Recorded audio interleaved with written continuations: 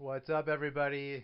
It is Dr. Remy LeBeau, and I'm here in the X-Layer to provide you once again with your treatment to help you deal with yet another day having to endure the X-Men statue withdrawal syndrome, the scourge of your life.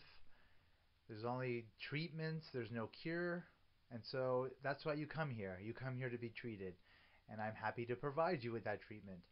Today's treatment is something kind of unique, kind of interesting and different, and actually it's once again something that I created myself. The other statue that I created was the Sebastian Shaw statue, circa the Dark Phoenix saga, circa the time that he was introduced. And that was actually my second attempt at sculpting. This was my first. This is the Age of Apocalypse statue. I maybe made this like, I don't know, it's been maybe 3 years now. 3 years ago that I made this. It's obviously in no way is it perfect. I never intended it to be perfect. It was my first attempt at sculpting.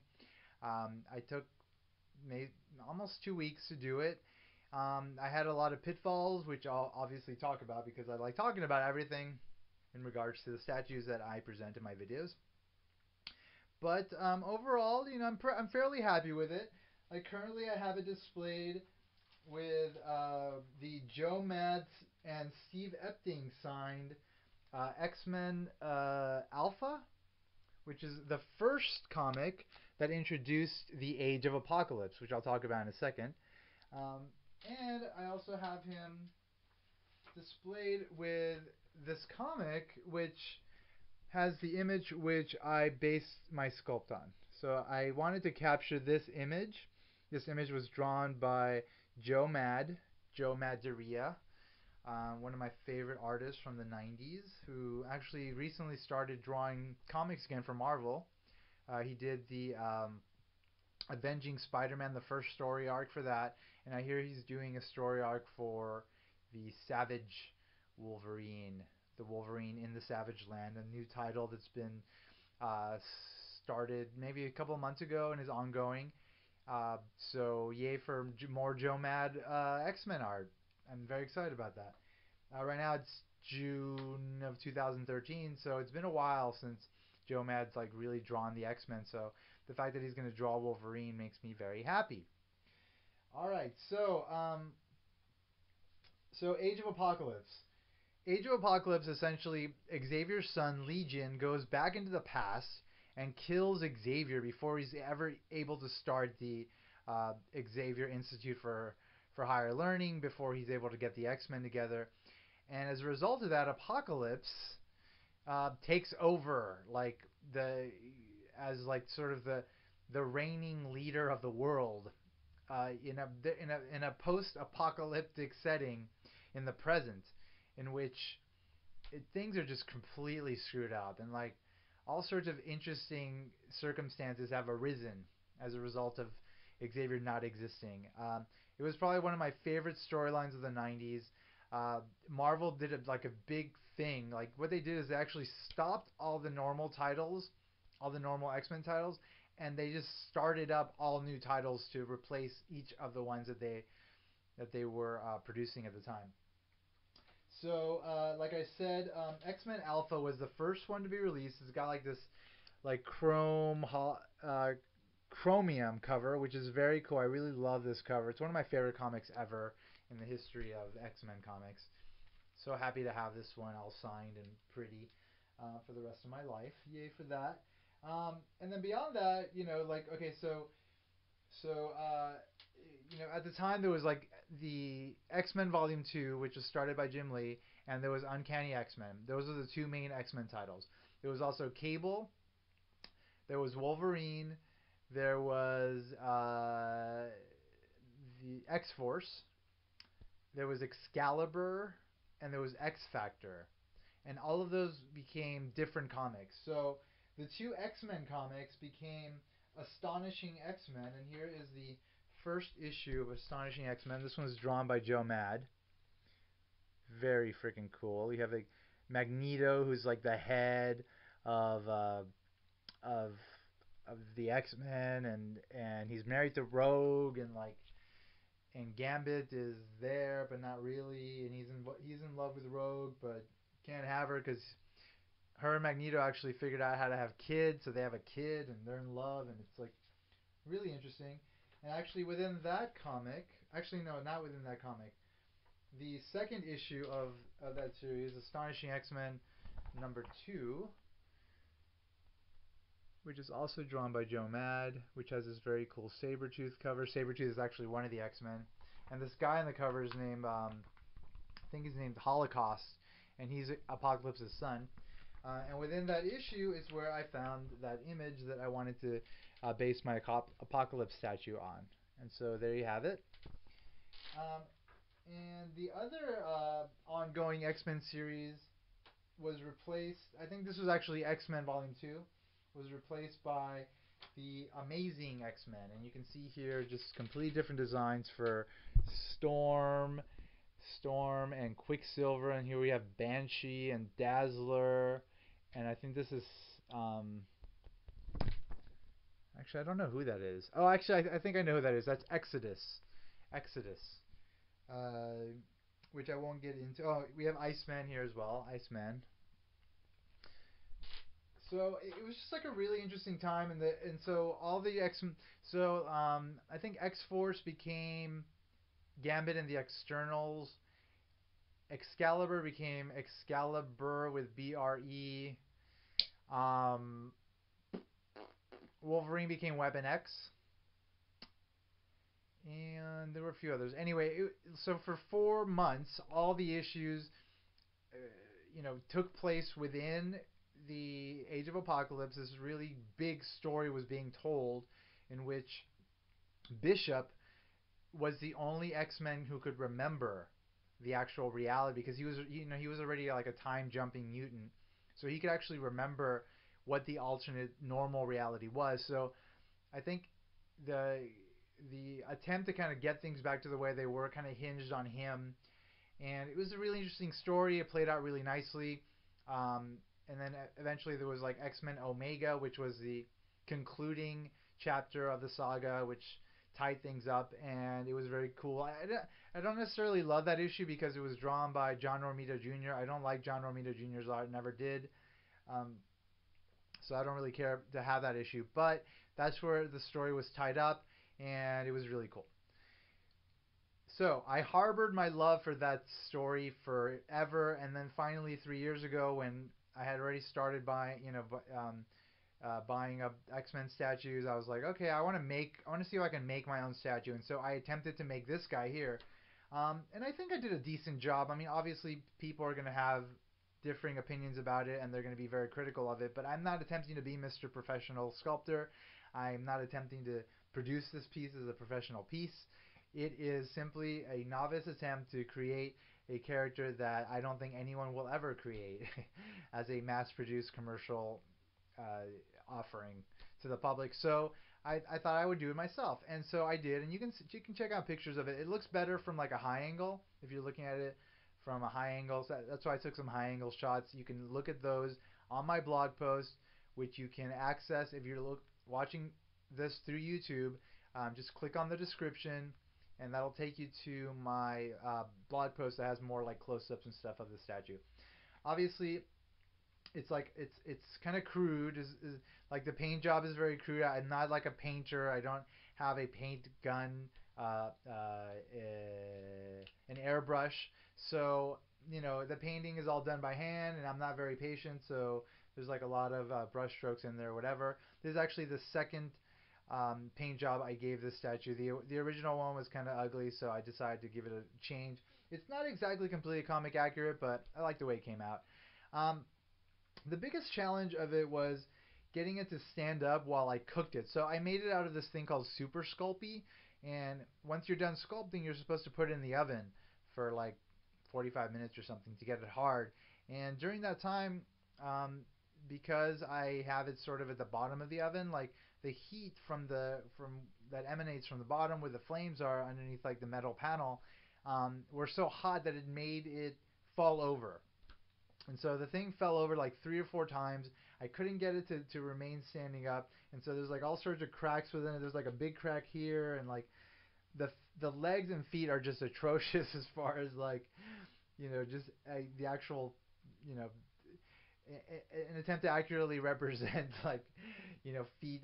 There, what I did is just I just kept putting more Sculpey in there to kind of like prop it up, and so they're like super fat and like I just kind of painted over like the ugly and it's kind of ugly still. But the thing about it is if you look at it from a high angle, you don't really see that part of it, and it winds up being okay. And the point wasn't to make the perfect statue. As I said, the point was just to try to make something that nobody else would make. And I had some time to kill, so I killed it. And I've been displaying this guy ever since. So it's not like I'm disappointed with the way it came out. I am actually pretty happy with the way it came out. So yeah, like I really tried to represent the image that Joe Mad drew. So like the abs, there's like 10 abs or whatever. It's all very kind of hyper real and kind of comic-y, and that's because that's the way Joe Mad drew them. So like that's what I wanted to capture, and I think I did. Um, and then the colors I kind of went with a little bit more glossy, darker red. I thought that looked good for the red parts. And then I went for like a light blue for the cape, and then like silver for the majority of his body. And I think it looks good. I mean, it's not perfect, but it's fine. Um, and then the cape was a big challenge because it's like super heavy and thick, and it just like kept coming out.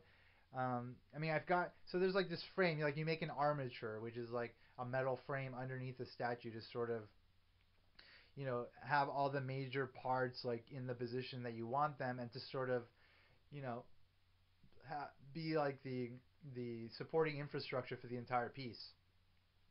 But I'm a novice and I didn't necessarily know what I was doing, so I didn't build it to the point where it was supposed to like withstand like gravity, like the forces of gravity. Like I just did what I thought I could to make it, you know, what I thought would be stable, and it wasn't. It kept falling apart. Like the cape kept falling back, and over time, like I've noticed, like it's slightly started to crack, like it's been pulled down a bit, but it's actually hasn't fallen off, so it's fine.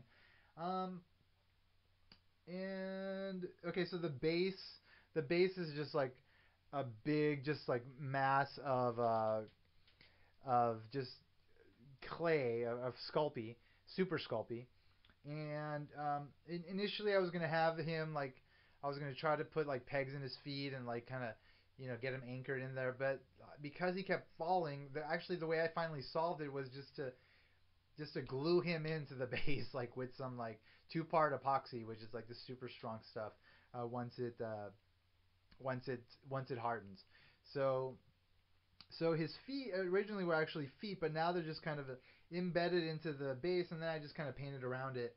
And then what I did with the base was I made like the X, the classic X from the original X-Men logo design. This X here with the circle and kind of the jagged edges, which they use for the Age of Apocalypse comics.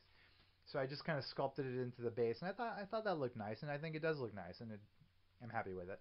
Um, and then so like the underwear, which people have hearkened to a G string, which is kind of true because it is kind of a G string. I just kind of drew it in with the paint. I had originally attempted to sculpt it, but my lines weren't coming out very straight, and it actually took me a while to get some straight lines painted, but I think it looks fine. I think it turned out okay. Again, I'm not trying to impress anybody. I was just trying to impress myself, and I think I did. I did impress myself. And then the musculature just like made it really like over the top, like to reflect again like the drawing, and uh, and then like this top part here was like kind of a big challenge because it's like the only real part of the outfit that's not like his body. It's more like kind of like this like armor shield thing, and it kind of goes down to his chest. So I needed to make that really like smooth and kind of look like manufactured. So that actually took a while to do. And then this whole area surrounding his neck also took a while to do. because you want to get it straight, you want to get like the shape in there the way it's a big challenge. Like my hat goes off to the sculptors that actually do this professionally. Like I mean, obviously, like they take their time, and if I take, like I was rushed on this. Like I had 2 weeks, but I had other stuff I was doing, and then finally there was a cutoff point, and then I kind of rushed, the final phase of it. Sculptors that do this professionally, they do things in portions, they take their time. So what I'm essentially saying is I think I have some potential to do some good stuff if I actually take my time and put in the kind of time necessary to get these things perfect. Which is something I'll do when I retire, like in 50 years or so. I'll start sculpting more, and I'll take more time because I'll have time because I'll be old. And shout out to me old. Hey, me old. Remember me young? Here I am, having a good time making these videos and buying way too many X-Men statues, or not enough. However you want to look at it. So I think that pretty much covers the story of this statue. There actually is, I mean, for fans of Age of Apocalypse, I think if you were to see this in person, like it was hard for me to get it into the video because I was trying to get like a high angle, but that was kind of screwing up my shot. So I kind of had like a straight, like a level angle, and so you're not really seeing it from its best angle. So check out the photos if you're actually interested. Um, but I think if you're an Age of Apocalypse fan, you were to see this in person, you would kind of like it. I think because I mean I'm pretty critical of the things I buy, and actually I do like it. I mean obviously I see all the problems with it, and there's a bunch. Again, I never intended for this to be a professionally produced piece. I never intended for it to be perfect, but it does sort of evoke what I wanted it to, which is Apocalypse in the Age of Apocalypse comics, reflecting Mr. Joe Mad's art. And I think I did that. I think I did like a 70% uh, accomplished job of what I intended to do when I set out to do it, and that's enough for me. Given that again, I had never sculpted before. It's like a very challenging piece, and I'm happy with it. I thought I'd share it with you folks. I'm not looking for any sort of information. I just wanted to share it with you in case you are one of the people that would be interested in checking it out. Because obviously there are Age of Apocalypse fans out there. There are X-Men statue fans out there. And the reality is that you're never going to see a statue like this produced by an actual producer. Hopefully you will. I mean, there's a like less than 10% chance that it actually will happen. So it could happen, but I doubt it will happen. Anyway, folks, that pretty much concludes what I wanted to say here. I'll give him one last spin. You can see he's ginormous and actually very heavy. And that's it. There he is. Age of Apocalypse, Apocalypse. Thank you all for checking out my stuff. My blog is X-Men Statues of Future Past.blogspot.com. My YouTube channel is Dr. Remy LeBeau's X-Lair. And as always, it would be wise for you to put an X in the box because, let's face it, ain't nobody checking me. Take care, and I'll catch you all very soon. Bye-bye.